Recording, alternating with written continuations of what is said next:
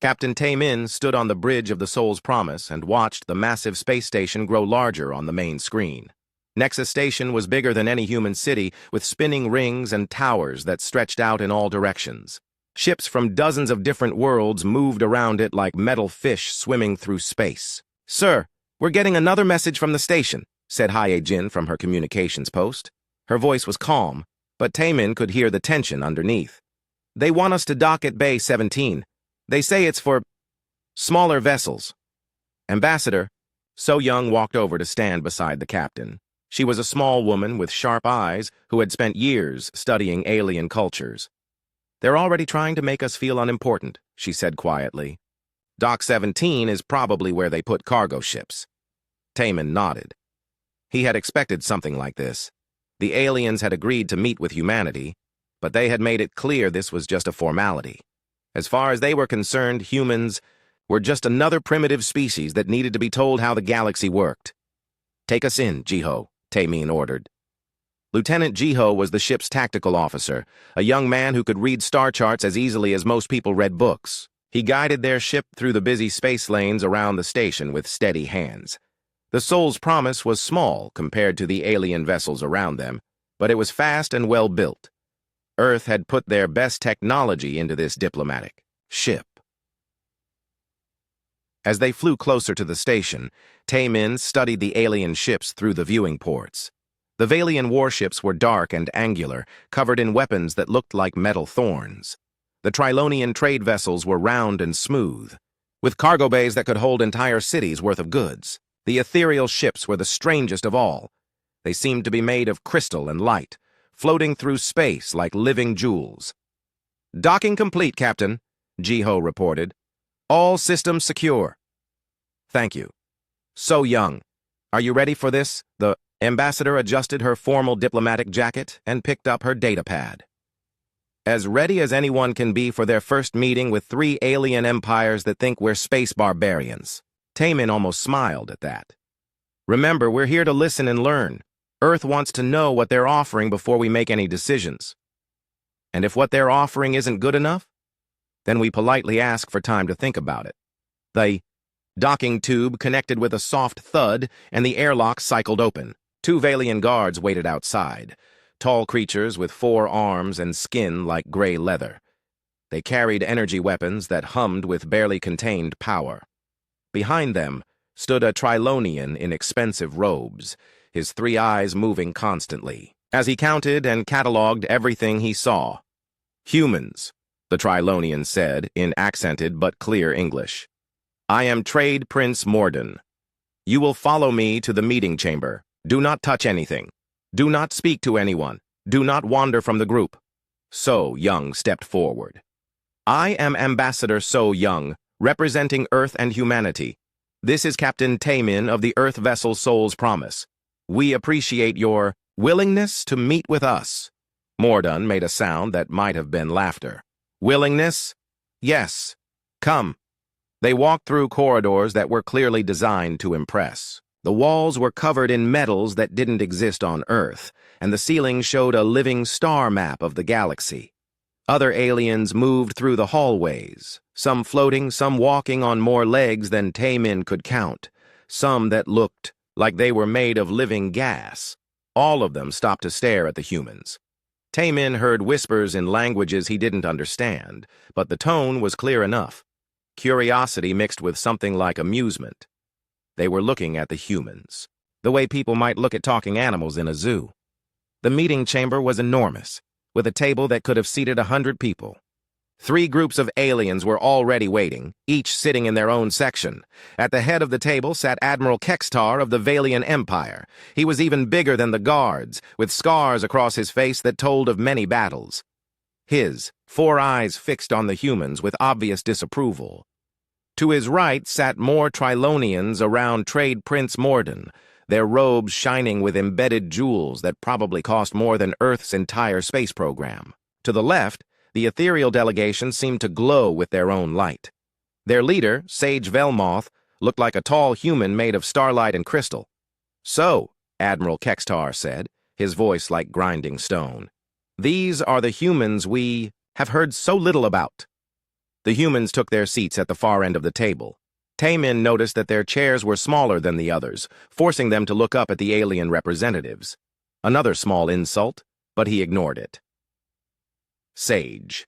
Velmoth spoke next, and when he did, his voice seemed to come from everywhere at once.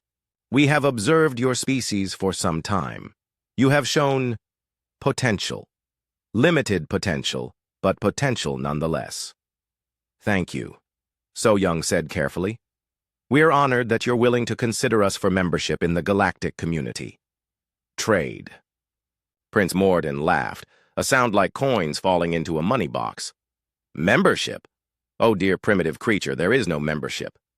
There is only the order of things. Strong species, weak species, valuable species, worthless species, useful species, and species that take up space. And which are we? Taemin asked quietly. Admiral Kextar leaned forward, his massive hands flat on the table. That depends on how quickly you learn your place. The Admiral reached into his robes and pulled out a crystal pad that projected a holographic document into the air above the table. The text was in several alien languages, but the bottom had been translated into English. This is the standard integration package, Kextar said. You will be given 3 star systems on the outer edge of Valian space. You will provide 2 million workers per year for our construction projects. You will give us 40% of everything you produce. In return, we will protect you from other species that might want to enslave or eat you. So Young studied the floating contract. And our technology? Our ships? Our weapons? Will be regulated, of course, Morden said. We cannot have primitives running around with dangerous toys. You will be given access to approved technology as you prove yourselves worthy. What about our government? Our way of life? Sage Velmoth's crystalline face showed something that might have been sympathy. You may keep your quaint cultural practices as long as they do not interfere with galactic law. Think of it as a reservation for an endangered species. Taemin felt something cold settle in his stomach. This wasn't a treaty between equals. This was a surrender document. They wanted to turn humanity into a workforce, strip away their independence, and treat them like children who couldn't be trusted with sharp objects. This is quite generous, So Young said, her diplomatic training keeping her voice level. But such an important decision requires careful consideration. We would need time to discuss this with our government. The 3 alien leaders exchanged looks. Admiral Kextar's scarred face twisted into what might have been a smile. Time? To consider? How wonderfully naive. Most species, Trade Prince Morden added, are grateful for any offer at all. The fact that you think you have a choice is amusing. Sage Velmoth nodded slowly. But very well. We are not unreasonable. You may have 48 hours to consult with your homeworld.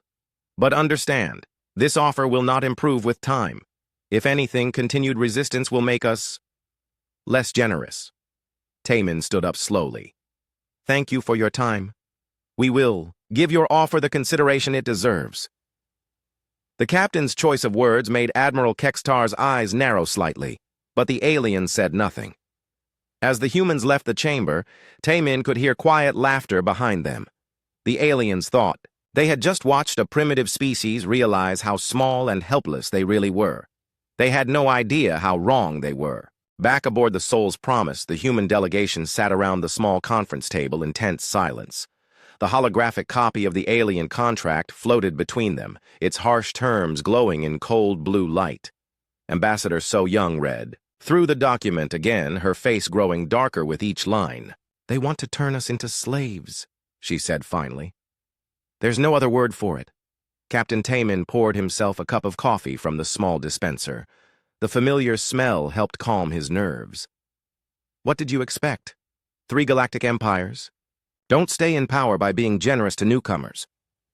But this is worse than I thought, So Young continued. Look at Section 12. They want access to our genetic databases. And Section 15 talks about biological resource management. They're not just planning to use us as workers, they want to breed us like livestock. He-Jin looked up from her communications console. Sir, I've been monitoring alien transmissions around the station. They're not even trying to hide what they really think about us. What are they saying? Taemin asked. The Valians are placing bets on how long it will take us to surrender completely. The Trilonians are already calculating profit margins from human labor camps, the ethereals. They're talking about us like we're an interesting science experiment. Lieutenant Ji-Ho stood up and walked to the viewport, staring out at the alien ships surrounding the station. "We could fight our way out of here," he said quietly. "The Soul's Promise has good shields and weapons. We might make it back to Earth." "And then what?" So Young asked. "They'll just send fleets to Earth. We can't fight 3 galactic empires with what we have." Taemin sipped his coffee and thought about the weapons hidden in Earth's outer system. The aliens had no idea what humanity had been building for the past 60 years, but this wasn't the time to reveal those secrets. Not yet. "We stick to the plan," he said. "We ask for better terms. We make them think we're just stubborn primitives who don't understand how outmatched we are." 6 hours later, they were back in the meeting chamber. This time, the aliens had brought more representatives. Admiral Kexatar sat with a dozen Valian military officers, their weapons clearly visible. Trade Prince Mordun was surrounded by accountants and economists, all of them studying data pads that probably contained detailed plans for exploiting human resources. Sage Velmoth had brought what looked like scientists, their crystalline faces glowing with curiosity. "Have you reached a decision?" Admiral Kextar asked as soon as the humans sat down. So Young opened her datapad and cleared her throat. "We appreciate your generous offer, but we have some concerns about the terms." The silence that followed was thick with disbelief. Then Trade Prince Morden began to laugh. It started as a quiet chuckle but grew louder and more mocking. Soon, several other Trilonians had joined in, their voices echoing off the chamber walls. "Concerns?" Morden gasped between laughs. "They have concerns!" Admiral Kextar wasn't laughing, but his scarred face showed grim amusement. "What exactly do you think you're in a position to negotiate, human?" "Well," So Young said, keeping her voice calm and professional, "the territorial allocation seems quite small for a species of 8 billion people.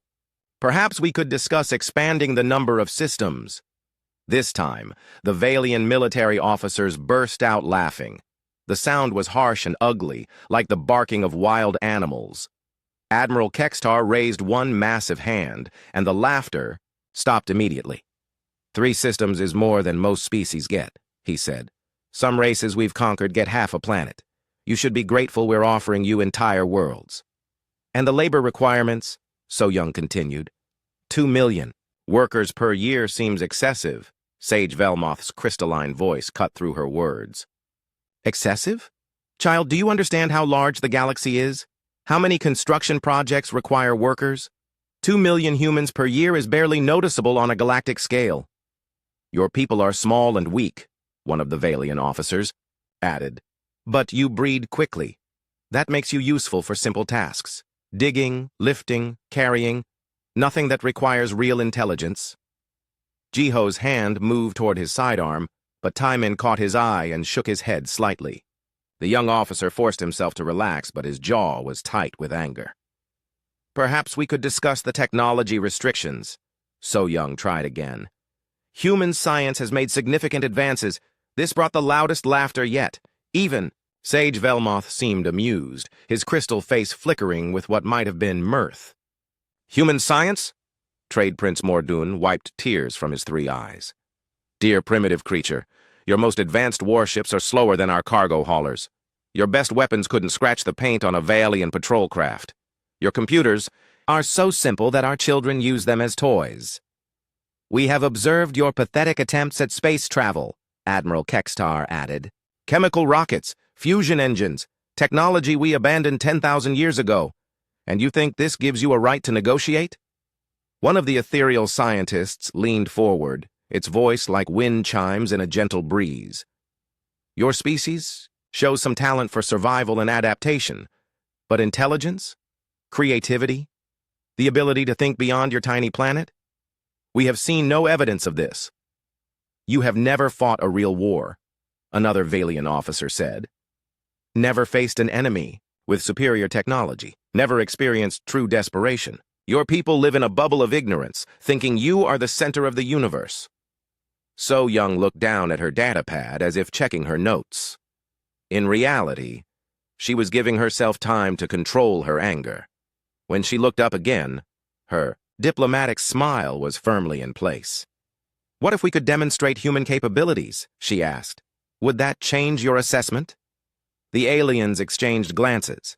Admiral Kextar's 4 eyes focused on the small human woman with something like predatory interest. "Demonstrate how?" he asked. "Perhaps a friendly competition," So Young suggested. "Human technology against galactic technology, just to show that we might have more to offer than you think." The laughter started again, but this time it was different. Less mocking, more anticipatory, like hunters who had just spotted easy prey. "What kind of demonstration?" Trade Prince Morden asked, leaning forward with obvious greed. He was probably already calculating how much money he could make from betting against the humans. "Military capabilities," Jiho said suddenly. "Ship-to-ship combat, weapons tests. Let us show you what human engineering can really do." Admiral Kextar's scarred face split into a wide grin that showed far too many teeth.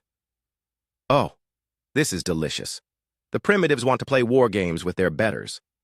"It would be educational," Sage Velmoth agreed. "We could study human psychological responses to overwhelming defeat. The data would be quite valuable." "Very well," Admiral Kextar said, his voice filled with cruel anticipation. "Bring your best warship, your finest weapons, your most skilled warriors. We will arrange a small demonstration that will help you understand exactly how outmatched you truly are." "You might want to bring medical supplies too," one of the Valian officers suggested. "Human physiology is so fragile. It would be unfortunate if anyone died during this educational experience." More laughter filled the chamber. The aliens were practically gleeful at the thought of humiliating humanity in front of the entire galactic community.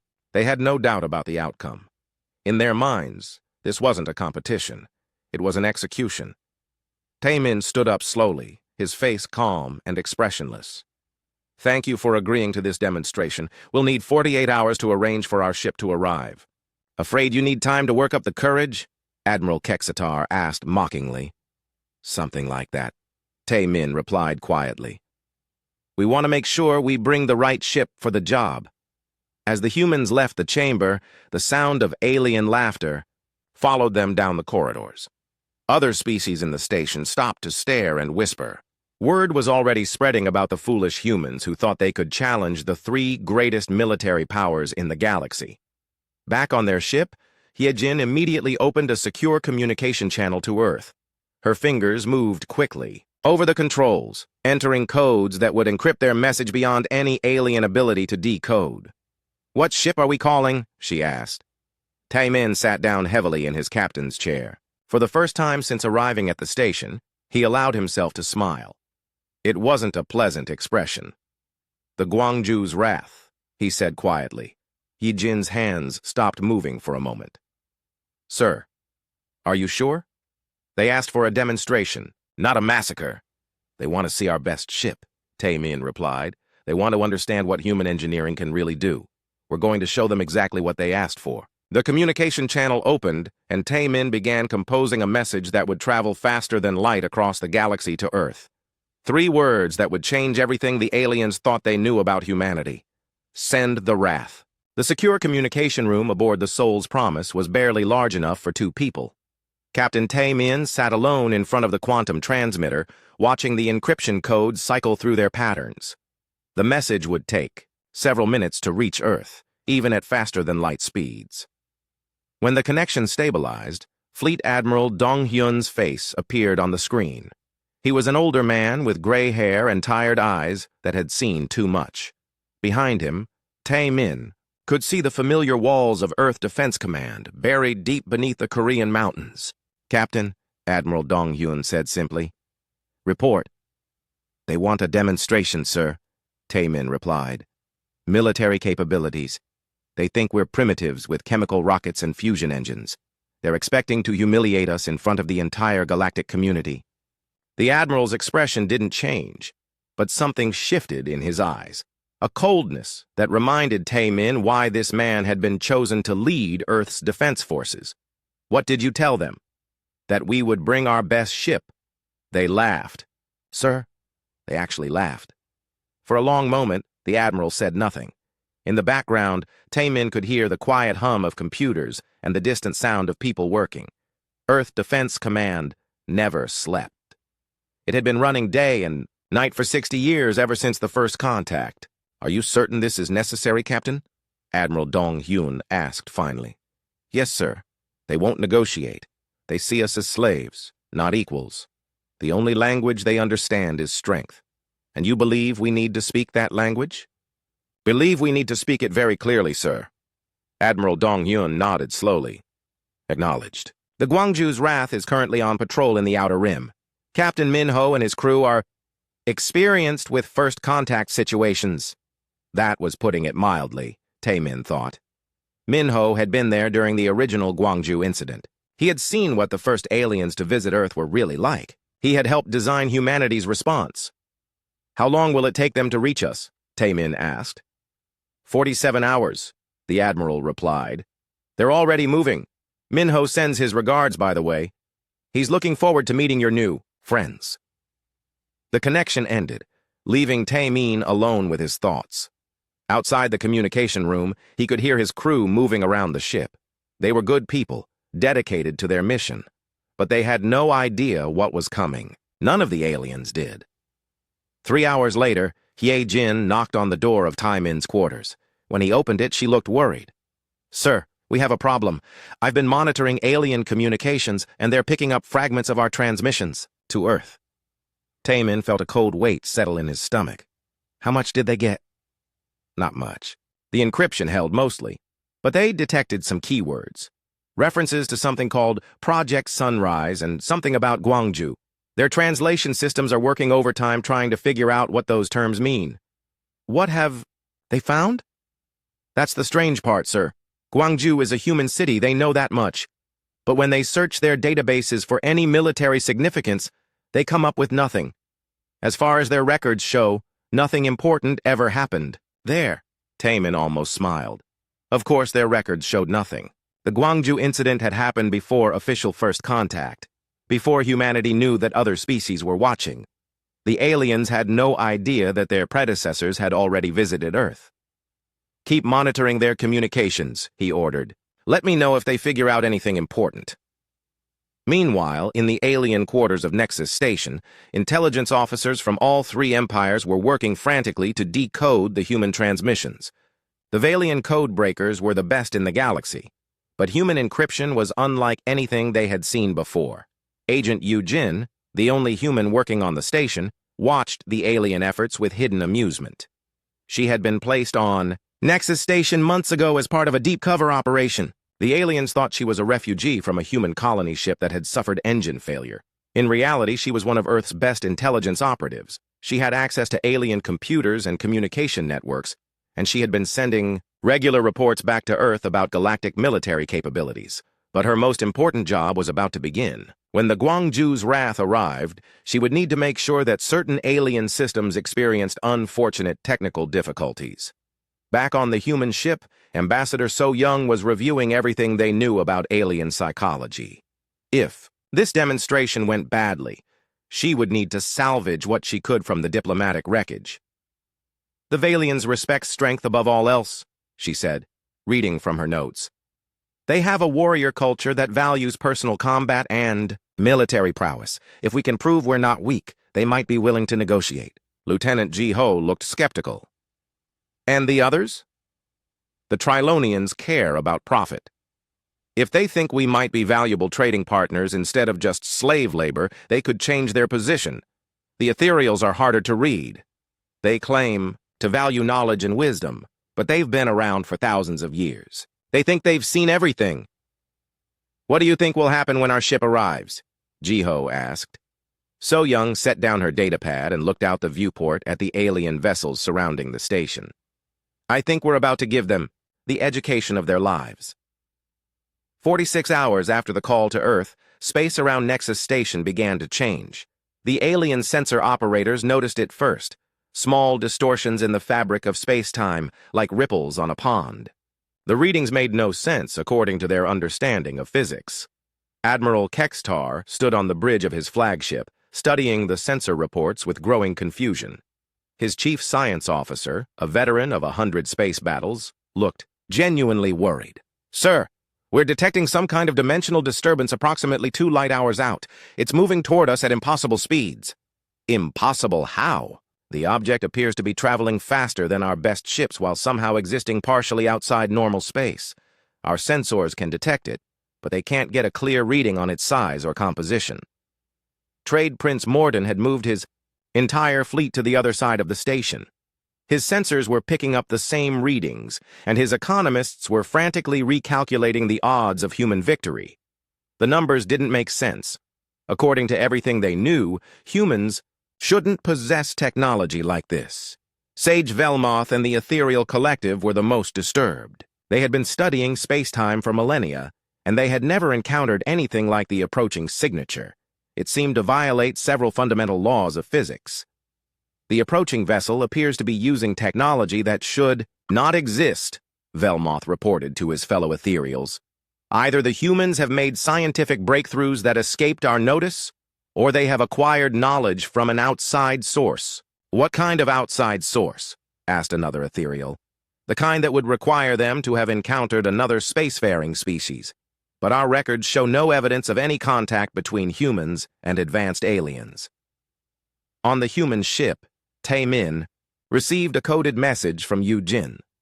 The alien intelligence services were working around the clock to understand what was approaching. Some of them were starting to panic. More importantly, Yu-jin had managed to plant subtle viruses in several alien computer systems. When the demonstration began, certain shield generators and weapons systems would experience mysterious malfunctions. Nothing that would endanger lives, but enough to ensure that the aliens got a very clear picture of what they were dealing with. "Sir," Hyojin called from her station. "I'm getting a transmission from the approaching ship." "Put it through." The voice that came through the speakers was calm and professional, with just a hint of anticipation. "Nexus Station, this is Captain Min Ho of the Earth vessel Gwangju's Wrath, requesting permission to dock for the scheduled demonstration." Tae-min picked up the microphone. "Captain Min Ho, this is Captain Tae-min. Welcome to the party." "Thank you, Captain. I understand our hosts are eager to see what human engineering can accomplish. I'm looking forward to showing them." There was something in Min Ho's voice that made Tae-min glad they were on the same side. The man sounded like he was looking forward. "To Christmas morning." "ETA to station?" Tae-min asked. 17 minutes. Fair warning. We're going to make some noise when we drop out of FTL. Might want to suggest that the aliens secure any loose objects." Across the station, alien crews were scrambling to understand what was approaching. Their most advanced sensors were giving them impossible readings. Whatever was coming, it was unlike anything in their databases. In 17 minutes, they would discover that humanity had been keeping secrets. Big secrets. The kind of secrets that civilizations built their entire military strategies around. The kind of secrets that would change everything they thought they knew about the small, primitive species from the third planet of an unremarkable star. In 17 minutes, the real education would begin. 16 minutes and 30 seconds after Captain Min Ho's transmission, space around Nexus Station began to scream. The sound shouldn't have been possible. Space was a vacuum. Sound waves couldn't travel through nothing, but every alien on every ship felt it in their bones. A deep, vibrating noise that seemed to come from reality itself. Admiral Kextar gripped the arms of his command chair as his flagship shuddered. Around the bridge, his officers stared at their instruments in disbelief. The readings made no sense. Something was tearing holes in space-time, folding the universe like paper. "Report!" he barked. His science officer's voice was shaky. "Sir, the approaching vessel it's not using normal faster-than-light travel. It's actually bending space around itself, creating a bubble of twisted reality. That's impossible. No species has that kind of technology." "Yes, sir.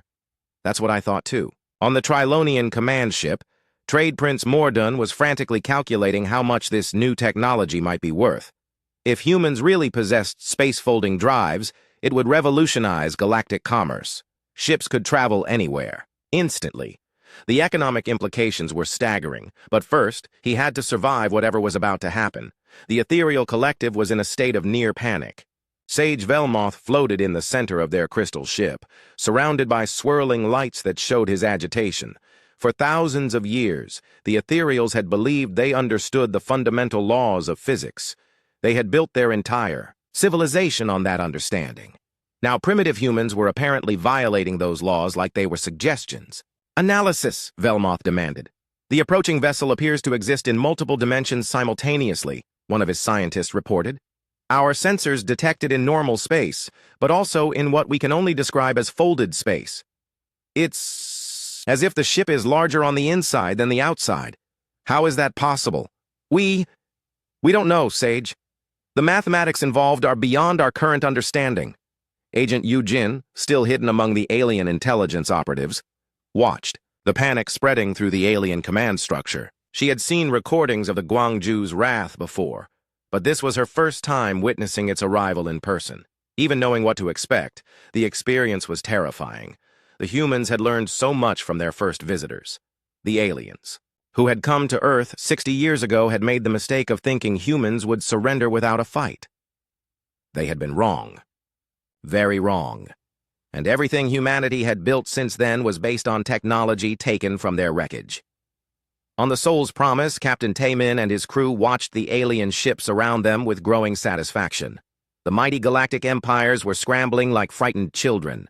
Their perfect formation was breaking apart as individual ships tried to get better sensor readings. "Sir," Hiejin reported, "I'm picking up communications from the alien fleets. They're trying to coordinate some kind of response, but they can't agree on what they're dealing with." "What are they saying?" "The Valians want to prepare for battle. The Trilonians are trying to calculate if they should run. The ethereals are arguing about whether this violates their understanding of reality." Lieutenant Jiho was studying the tactical display. "The alien ships are moving away from the station. They're giving the arrival zone a wide clearance." "Smart of them," Taemin said quietly. Ambassador So Young checked her diplomatic notes. One more time. After the next few minutes, everything would change. Either humanity would gain the respect of 3 galactic empires, or they would become the most wanted fugitives in the galaxy. She was betting on respect. The space-time distortions reached their peak. Reality twisted like a piece of cloth being wrung out. Then, with a sound like the universe taking a deep breath, normal space reasserted itself. The Guangzhou's wrath materialized exactly where Captain Minho had said it would. For a long moment, nobody moved. Nobody spoke. The alien fleets hung in space, staring at the human ship that had just violated everything they thought they knew about physics. The Guangzhou's wrath was not the largest ship present. Admiral Kextar's flagship was bigger. Several of the Trilonian cargo vessels dwarfed it, but size wasn't what made the alien crews stare in horror. The human ship looked wrong. Its hull seemed to absorb light instead of reflecting it, creating an area of darkness against the stars. The metal itself appeared to shift and flow, as if it were alive. Organic curves blended seamlessly with geometric angles in ways that hurt to look at. Most disturbing of all were the sensor readings. Ship registered as both there and not there, solid matter mixed with empty space. Energy signatures that climbed off the scale while simultaneously reading as 0. "What in the name of the void is that thing?" Admiral Kextar whispered. His science officer was frantically checking and rechecking his instruments. "Sir, our sensors can't get a stable reading. The ship appears to be constructed from materials that don't exist in our periodic table. The hull shows signs of self-repair capabilities. And, sir, there are organic components integrated throughout the structure." "Organic components?" "Living tissue, sir. The ship appears to be part machine, part something else." On the Trilonian command ship, the economic analysts had stopped calculating profit margins. They were too busy trying to understand how a ship could be bigger on the inside than the outside. Their cargo holds could be revolutionized with technology like that, if they survived long enough to steal it. The ethereal collective was in complete chaos. Their instruments were detecting energy patterns that suggested the human ship was drawing power from dimensions that shouldn't exist. The mathematics involved were so complex that their best scientists couldn't even begin to understand them. "Sage," one of them reported in a shaking voice, "the ship's energy core appears to be generating power by consuming empty space itself. It's converting vacuum into usable energy." Velmoth's crystalline form flickered with distress. "That's impossible." The energy requirements alone would destroy any known material. Yes, Sage, but somehow they're doing it anyway. Captain Minho's voice came through the communication system, calm and professional, as if he had just parked a family transport instead of materializing a ship that violated the laws of physics. Nexus Station Control, this is the Guangzhou's Wrath. Requesting docking assignment. We're here for the scheduled demonstration. The station's traffic controller, a nervous Trilonian, stammered into his microphone. Guangzhou's Wrath. Please stand by while we clear a docking bay suitable for your vessel. No need, Minho replied. We don't require docking. We can conduct the demonstration from our current position. Admiral Kextar found his voice. Human vessel. This is Admiral Kextar of the Valian Empire. What exactly are we looking at? A starship, Admiral. Earth Registry commissioned 60 years ago. We understand you wanted to evaluate human military capabilities. 60 years ago. The implications hit the alien commanders like a physical blow. Humans had possessed this technology for 60 years and nobody knew. While the galactic empires had been dismissing them as primitives, humanity had been quietly building ships that could fold space and time. What other ships do you possess? Sage Velmoth asked, his usual composure cracking. This one is sufficient for today's demonstration, Minho replied. Though I should mention that the Guangzhou's Wrath is not our newest design. We've made several improvements since she was built. Several improvements. The alien fleets were looking at technology that was 60 years old, and the humans were casually mentioning that they had better ships. Trade, Prince Morden's greed finally overcame his fear. How did you acquire such technology? What species taught you to build ships like this? Captain Minho's voice carried a cold edge when he answered. We had excellent teachers, Trade Prince. They were very thorough in their lessons. Unfortunately, they won't be available for additional instruction. Agent Eugene smiled grimly as she watched the alien intelligence officers trying to decode that statement. They would figure it out eventually. Some species had come to Earth before official first contact. Some species had tried to conquer humanity. Those species no longer existed. Shall we begin the demonstration? Minho asked politely. I understand you wanted to see human weapons capabilities? Admiral Kextar's 4 eyes were fixed on the impossible ship floating in space before him. His warrior instincts were screaming warnings. This wasn't going to be a demonstration. This was going to be an execution. What did you have in mind? He asked. Something simple. A weapons test. We'll need a target, of course. Perhaps that asteroid field in the Epsilon sector? It's uninhabited, so there won't be any collateral damage. The Epsilon sector asteroid field was 17 light-years away. Even the fastest alien ships would take hours to reach it. The human was suggesting they conduct a weapons test on a target that was barely visible with the most powerful telescopes. That's impossible, Admiral Kextar said. No weapon has that kind of range. We'll see, Captain Minho replied. Fair warning, you might want to adjust your sensor filters. Human weapons tend to be a bit bright. Around Nexus Station, the alien fleets began backing away from the human ship. Nobody knew what was about to happen, but they all had the sudden, overwhelming urge to be somewhere else. The education was about to be. Captain Minho's voice filled the silence around Nexus Station with calm professionalism. Beginning weapons test in 30 seconds. All vessels please maintain safe distance and adjust sensor filters to maximum protection. Admiral Kextar's tactical officer looked up from his instruments. Sir, our sensors are already at maximum sensitivity. What could possibly require more protection than that? I don't know, Kextar replied grimly, but I'm starting to think we made a terrible mistake. On the Soul's Promise, Captain Taemin and his crew watched as the alien fleets continued backing away from the Guangzhou's Wrath. Even the massive Valian dreadnoughts were giving the human ship plenty of room. He-Jin, are you recording everything? Taemin asked. Yes, sir. Earth Defense Command will want a complete record of this. Good. This moment is going to change everything. Aboard the Guangzhou's Wrath, Captain Minho stood on a bridge that looked nothing like a normal starship control room. The walls seemed to be alive, covered in a substance that pulsed with its own light. Control panels grew from the floor like metal trees, their surfaces shifting and adapting to the needs of their operators. His crew moved with the practiced efficiency of people who had worked together for decades. Engineer Hanul monitored power, systems that drew energy from folded space. Weapons Officer Kyung-soo prepared targeting systems that could lock onto objects in different dimensions. Navigator Yoon-ji calculated firing solutions that involved bending the path of energy beams through twisted space-time.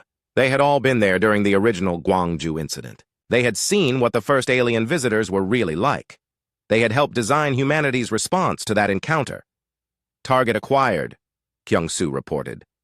Epsilon Sector asteroid field, 17 light-years distant.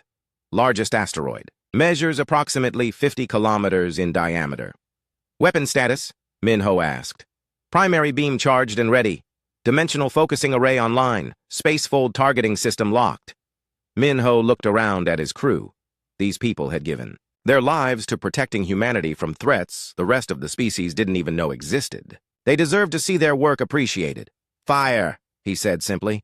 What happened next could not be adequately described in any language. The Gwangju's wrath didn't shoot a beam of energy. It didn't launch a missile. Instead, it reached across 17 light-years of space and erased the distance between itself and the target.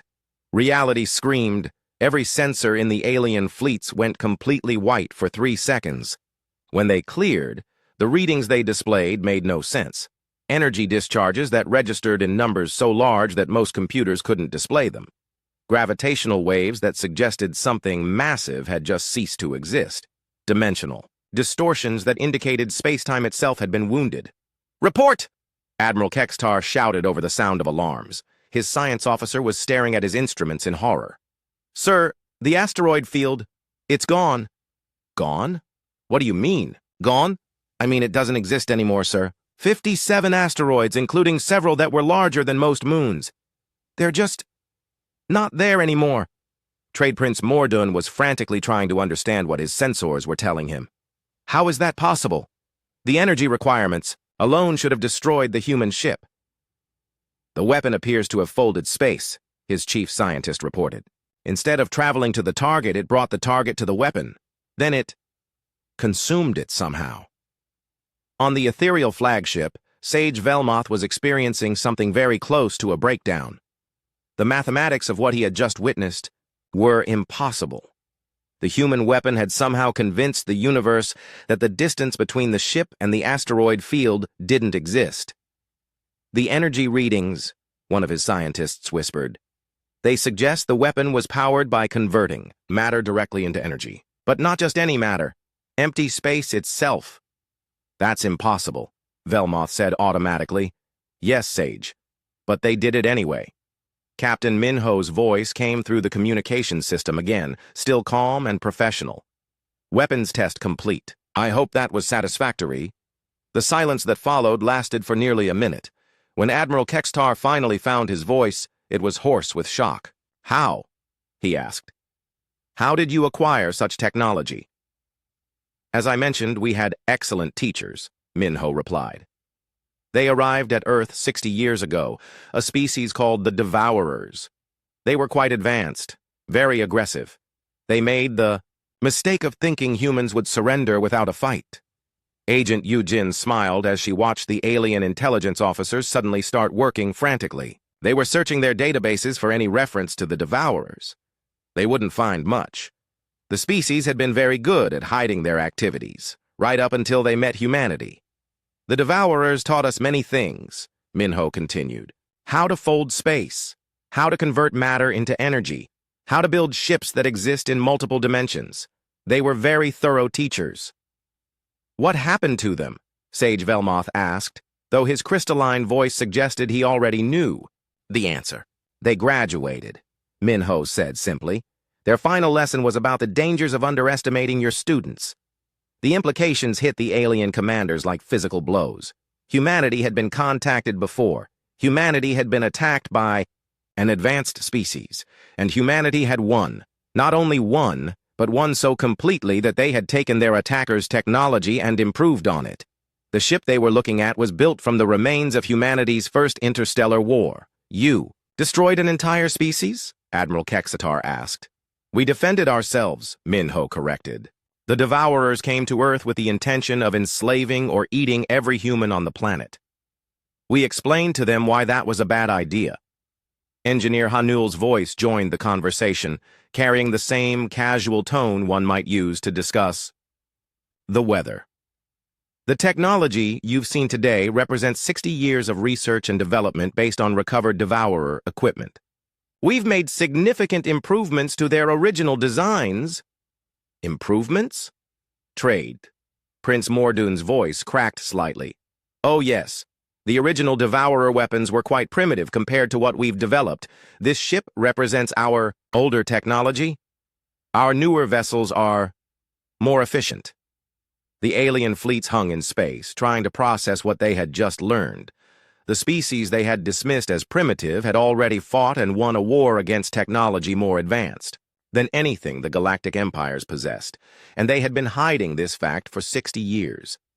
Now then, Ambassador So-Young's voice came from the Soul's Promise, carrying the same diplomatic politeness she had used throughout the negotiations. Shall we discuss those territorial arrangements again? The three alien leaders exchanged glances across their respective bridges. The balance of power had just shifted dramatically. The small, primitive species from Earth wasn't asking for membership in the galactic community. They were announcing their arrival as a major power. Perhaps, Admiral Kextar said slowly, we should reconsider the terms of our original offer. Perhaps you should, Captain Taman agreed. After all, where we come from, respect isn't given freely, it's earned, and we've had some excellent teachers on the subject of earning respect. Trade Prince Mordoon was already calculating new profit margins. A species with technology like this would be a valuable trading partner, not a source of slave labor. Sage Velmoth was reconsidering everything the ethereals thought they knew about the universe. If humans could violate the laws of physics this casually, what other impossible things might be possible? What do you want? He asked, finally. Captain Taemin sipped his coffee and smiled. Equal partnership, fair trade agreements, mutual defense, pacts. The same things we offered when we first arrived.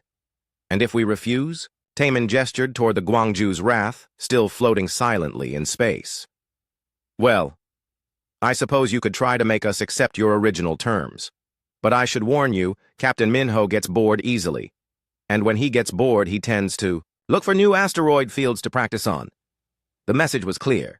Humanity was offering partnership, but they were prepared for war. And based on what the aliens had just seen, it would be a very short war. We accept your counter-proposal, Admiral Kextar said after a long pause. Equal partnership it is. As the alien fleets began transmitting new treaty proposals, Agent Yujin quietly sabotaged the last of the surveillance systems she had access to. There would be no recordings of human technology making it back to alien intelligence services. Some secrets were worth keeping. Captain Minho's final transmission carried a warmth that hadn't been there before. Excellent. I look forward to working with you all. Oh, and one more thing. Please give our regards to any other species who might be interested in educational opportunities. We're always happy to share what we've learned. The Guangzhou's Wrath began to fold space around itself, preparing to return to its patrol route. As it faded from normal space, its final message echoed through the void. Class dismissed.